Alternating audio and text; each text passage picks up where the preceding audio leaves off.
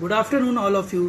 तो आज हम बात करेंगे पॉलिटी के एक ऐसे इम्पॉर्टेंट चैप्टर की जो कि काफ़ी सारे बच्चों के माइंड में हरदम डाउट क्रिएट करता रहता है। इस टॉपिक को हम दो पार्ट्स में बांटेंगे, एक पार्ट फर्स्ट, एक पार्ट सेकंड। पार्ट फर्स्ट में आपका कंपनी रूल रहेगा और पार्ट सेकंड में आपका क्राउन रूल रहेगा। In company rule it is started from the 1757 to 1857 and the crown rule started from 1857 to 1947।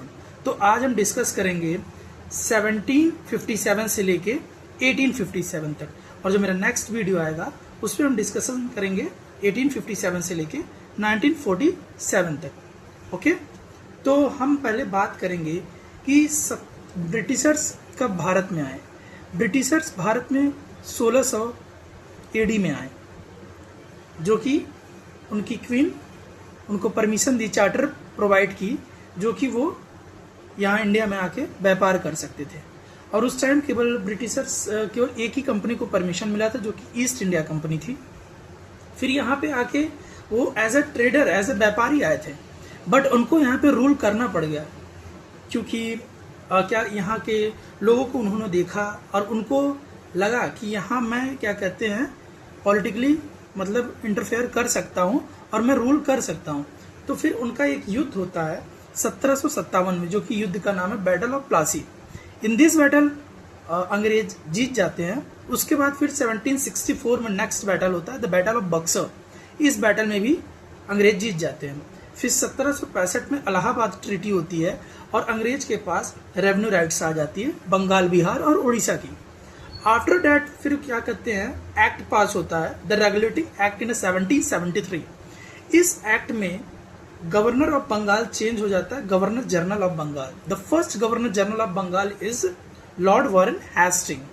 उसके बाद और इसी क्या एक्ट में मतलब सुप्रीम कोर्ट बनता है 1774 में, जो कि कैलकाटा में बनता है। उसके बाद उस सुप्रीम कोर्ट के एक चीफ जस्टिस होते हैं और 3 अदर जजेस आर देयर। उसके बाद फिर इसमें एक एग्जीक्यूटिव काउंसिल बनती है, जिसमें 4 मेंबर्स होते हैं जो गवर्नर जनरल के साथ काम करते हैं। उसके बाद 1784 का एक्ट आता है, जिसको बोलते हैं पिट्स इंडिया एक्ट। इस एक्ट में 2 बॉडी फॉर्म होती है, एक बोर्ड ऑफ कंट्रोल, एक कोर्ट ऑफ डायरेक्टर। जो कोर्ट ऑफ डायरेक्टर होता है वो आपका इकोनॉमिक अफेयर मतलब रेवेन्यू में काम करते हैं, उनको देखने मतलब देखभाल के लिए बनाया जाता है। और जो आपका बोर्ड ऑफ कंट्रोल होता है वो पॉलिटिकली अफेयर्स को देखते हैं। ये इंपॉर्टेंट है, इसको आप पिट्स इंडिया एक्ट में याद रखेंगे तो दैट्स इट, इतना सफिशिएंट है। उसके बाद आप फिर 1813 का चार्टर एक्ट देखिए।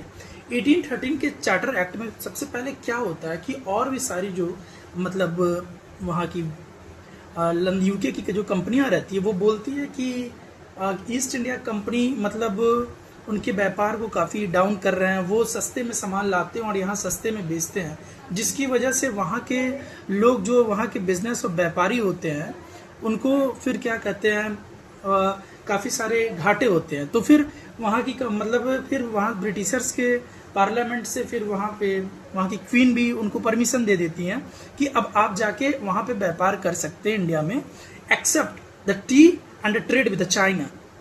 ओके, तो फिर इनका मतलब बाकी सारे बिजनेस एबॉलिस्ट कर दिए जाते हैं, सिर्फ 2 चीज़ें छोड़ के, जो चाइना से इनका ट्रेड होता है और टी का जो व्यापार है।